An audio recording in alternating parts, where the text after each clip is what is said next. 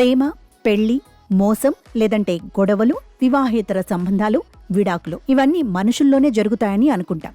సాధారణంగా అయితే జంతువుల మధ్య ఇలాంటివేమీ ఉండవని అంటుంటారు. స్వేచ్ఛగా నచ్చిన వాటితో తిరగడం, ఆ తర్వాత తన దారిలో వెళ్లిపోతాయని అనుకుంటారు.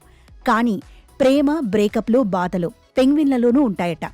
సముద్ర తీరంలో ఎప్పుడూ ఆనందంగా, ఆహ్లాదంగా కనిపించే వీటిల్లో కూడా హార్ట్ బ్రేక్ అయి బాధపడుతూ ఉండేవి ఉంటాయని అంటున్నారు. వినడానికి ఆశ్చర్యంగా అనిపించినా అచ్చం మనుషుల్లానే పెంగ్విన్లలో కూడా ప్రేమ, మోసం ఉంటాయని చెబుతున్నారు.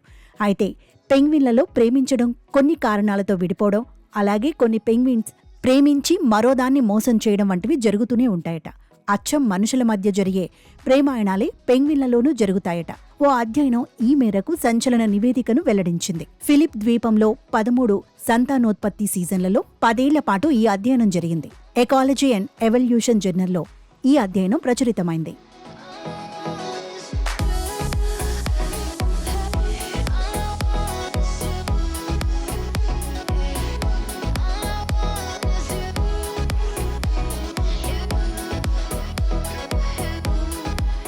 పెంగ్విన్లు కూడా ఒకదానికొకటి ప్రేమించుకుని కలిసి జీవిస్తాయట.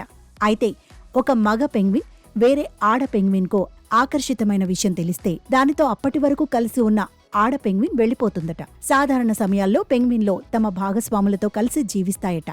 అయితే సంతానోత్పత్తి సమయాల్లో మాత్రం కొత్త భాగస్వామిని వెతుక్కుంటున్నాయట.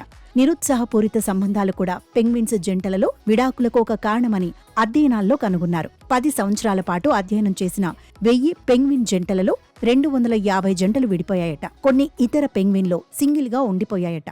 సంతానోత్పత్తి సమయంలో తరచుగా భాగస్వాములను మార్చుతుండడం వల్ల పిల్లలకు సరైన ఆహారం దొరకడం లేదని ఈ అధ్యయనంలో పేర్కొన్నారు.